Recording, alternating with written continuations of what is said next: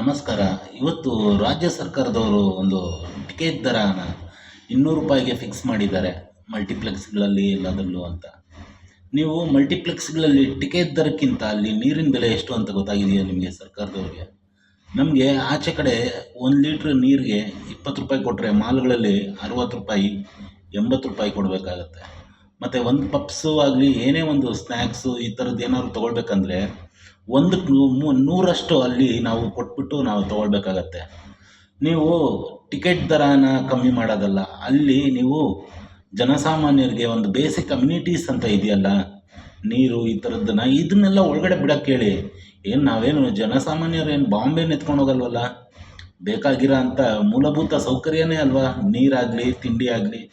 ಇದನ್ನೆಲ್ಲ ನೀವು ಆದಷ್ಟು ಇದ್ರ ಬಗ್ಗೆ ನೀವು ಹೆಚ್ಚಿನ ಗಮನ ಕೊಡಬೇಕು.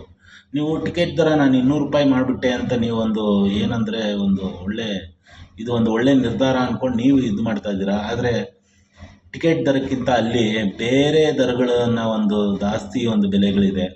ಅದ್ರ ಬಗ್ಗೆ ಒಂದು ಹೆಚ್ಚಿನ ಗಮನ ಕೊಡಬೇಕು ಅಂತ ನಾನು ಕೇಳ್ಕೊಳ್ತೀನಿ. ರಾಜಾಜಿನಗರದ ನಿವಾಸಿ ನವೀನ ಏರ್ಮಾಡು.